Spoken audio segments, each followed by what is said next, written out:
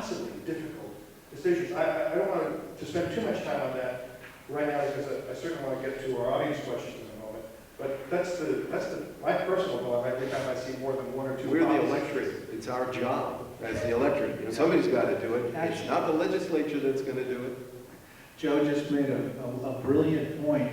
Not that he makes brilliant points all that often, but the problem that we have, and it is legitimately a problem, and we see it in Congress and we see it at the state legislative level, is they don't want to make a decision.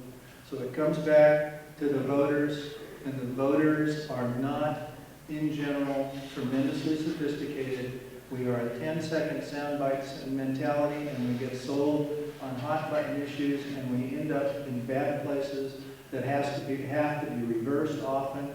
I would like to see, the governor, instead of cutting the pay of the state employees, whether you agree with the fact that there are too many of them or not enough, and cut the legislature's pay and make them sit there,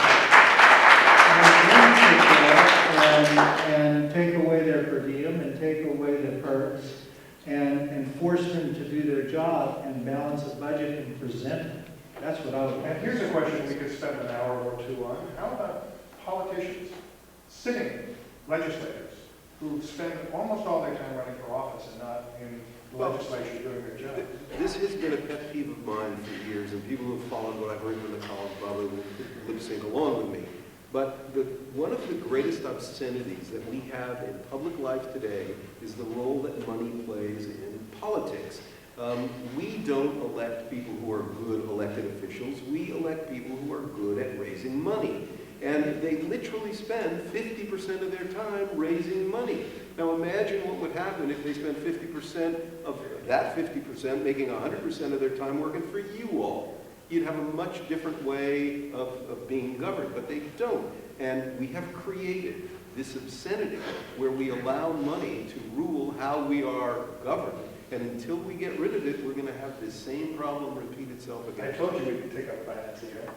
Interestingly enough, the record campaign money raised was raised last month by Barack Obama, $150 million raised from the public, which is fine, that's the rule. Was that applause for Barack Obama being successful in raising money? Or?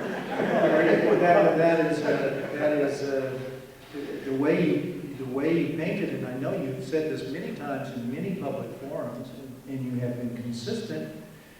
But now you're consistent in your inconsistency, because the guy that you're supporting this year has made maximum use. See, Terry, it's nice to hear the conservatives squeal when they're the one getting gored, because for 40 years, the Republicans was 2000. Right, but the Republicans for the last 3 generations have been outspending and outraising Democrats, and it was okay then. This year, it's a little different, and it's still okay. No, and we could go down everyone in this room has spent, I'm sure they're interested enough politically to have come here tonight or this morning to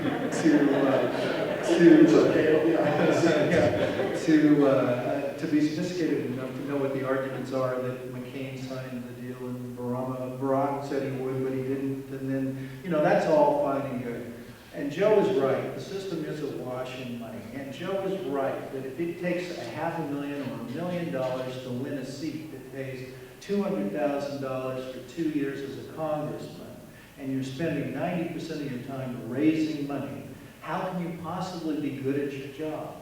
And number one. Number two, how can you have the people's best interests at heart? He's absolutely right. I have a problem with the lobbyist system as well, but I had the good fortune to live in Texas for about 3 years a few years ago, and the Texas legislature does it just a little bit differently. They only meet once every 2 years. They can't screw it up that way. Oh, yes, they can. But they don't. They balance their budget. Don't mess with Texas. Where the last governor was. We're going to take a brief pause. I'm not happy to remind our listeners that this is Quality of Life on Valley Public Radio. We're going to continue with this slice of excitement.